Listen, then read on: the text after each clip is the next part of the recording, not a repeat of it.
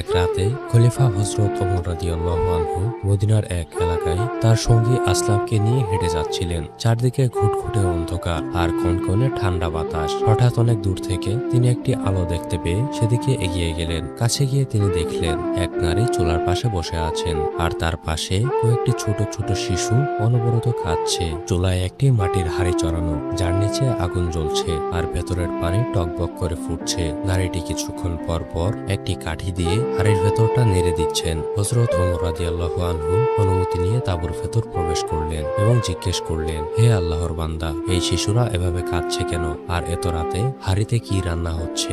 নারীটি ওমর রাদিয়াল্লাহু আনহুকে চিনতে না পেরে চোখের পানি মুছে বললেন, ওরা ক্ষুধার জ্বালায় কাঁদছে। গত দুদিন ধরে ওদের পেটে কোনো খাবার পড়েনি। ওমর রাদিয়াল্লাহু আনহু অবাক হয়ে বললেন, তাহলে হাড়িতে কি রান্না হচ্ছে? ওদের খাবার দিচ্ছেন না কেন? নারীটি দীর্ঘশ্বাস ফেলে বললেন, হাড়িতে কোনো খাবার নেই, ওটার ভেতর শুধু কিছু পাথর আর পানি ফুটছে। আমি আমার সন্তানদের সান্ত্বনা দেওয়ার জন্য এই নাটক করছি, যাতে ওরা ভাবে খাবার তৈরি হচ্ছে।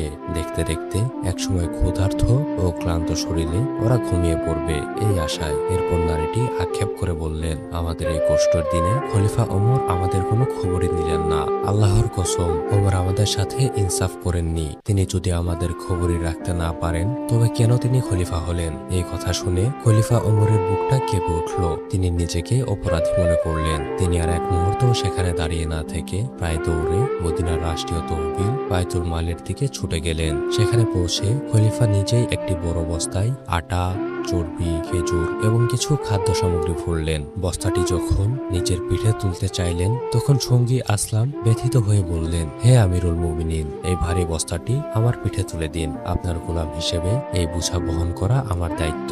তখন হযরত ওমর রাদিয়াল্লাহু আনহু কেঁদে ফেললেন এবং বললেন, আসলাম, আজ না হয় তুমি আমার এই আটার বস্তা পিঠে তুলে নেবে, কিন্তু কিয়ামতের কঠিন ময়দানে যখন আল্লাহর সামনে আমি দাঁড়াবো, তখন কি তুমি ওমরকে বাঁচানোর জন্য তার পাপের বোঝা নিজের পিঠে তুলে নিতে পারবে? এই প্রজাদের ক্ষুধার দায় আল্লাহর কাছে আমাকেই দিতে হবে। খলিফা ওমর নিজেই সেই ভারী বস্তা পিঠে করে আবার সেই অন্ধকার পথ পাড়ি দিয়ে নারীর তাঁবুতে ফিরে এলেন। তিনি নিজে চুলার পাশে বসলেন এবং মুখ দিয়ে ফু দিয়ে চুলায় আগুন জ্বালিয়ে দিলেন। চুলার ধোঁয়ায় খলিফার দাড়িগুলো ঢেকে যাচ্ছিল, চোখ দিয়ে পানি পড়ছিল, তবুও তিনি পরম মমতায় বাতাস করে যাচ্ছিলেন। এরপর ওমর রাদিয়াল্লাহু আনহু নিজ হাতে আটা মেখে রুটি তৈরি করলেন এবং রান্না করলেন। রান্না শেষ হলে তিনি নিজ হাতে সেই ক্ষুধার্ত শিশুদের মুখে খাবার তুলে দিতে লাগলেন। খাবার খেয়ে শিশুরা যখন তৃপ্তির হাসি হাসলো এবং মনের আনন্দে খেলতে শুরু করলো, তখন ওমরের মনে শান্তি এলো। যাওয়ার সময় তিনি সেই নারীকে কিছু অর্থ দিলেন এবং বললেন,